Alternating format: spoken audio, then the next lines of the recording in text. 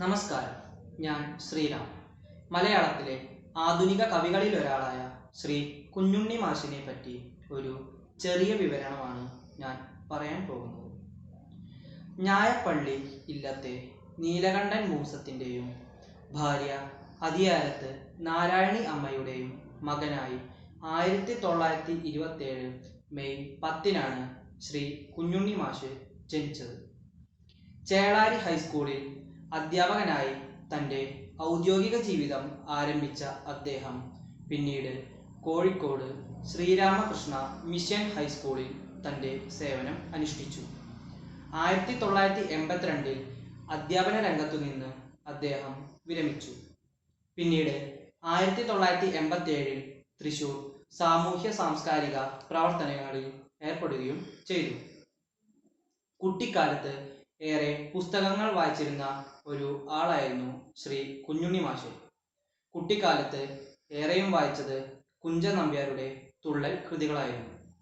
കുഞ്ചൻ നമ്പ്യാരുടെ ഭാഷാശാസ്ത്രമാണ് കുഞ്ഞുണ്ണി മാഷിനെ ഏറെ സ്വാധീനിച്ചത്. സ്കൂൾ വിദ്യാർത്ഥി ആയിരുന്ന സമയത്ത് തുള്ളൽ കഥകൾ എഴുതി സ്വയം അവതരിപ്പിച്ചിരുന്നു.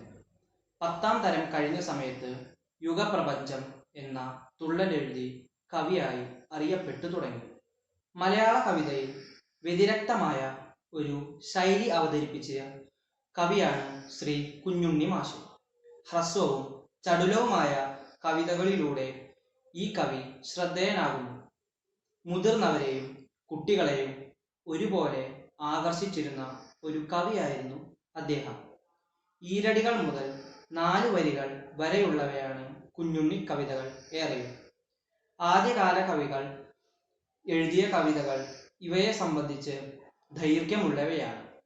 23ഓളം പുസ്തകങ്ങളാണ് അദ്ദേഹം രചിച്ചിട്ടുള്ളത്. ഊണുതൊട്ടുറക്കം വരെ എന്ന പുസ്തകത്തിൽ തുടങ്ങി എന്നിലൂടെ എന്ന ആത്മകഥ വരെ നീണ്ടു നിൽക്കുന്നവയാണ് കുഞ്ഞുണ്ണി മാഷിൻ്റെ പുസ്തകങ്ങൾ.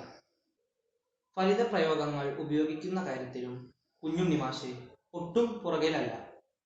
പൊക്കയില്ലായ്മയാണ് എൻ്റെ പൊക്ക, മിഠായിക്ക് ബുദ്ധി വെച്ചാൽ ബുദ്ധിമുട്ടായി, മത്തായിക്ക് ശക്തി വെച്ചാൽ ശക്തി മത്തായി എന്നിങ്ങനെ ഒട്ടേറെ ഫലിത പ്രയോഗങ്ങൾ അദ്ദേഹം ഉപയോഗിച്ചിരുന്നു.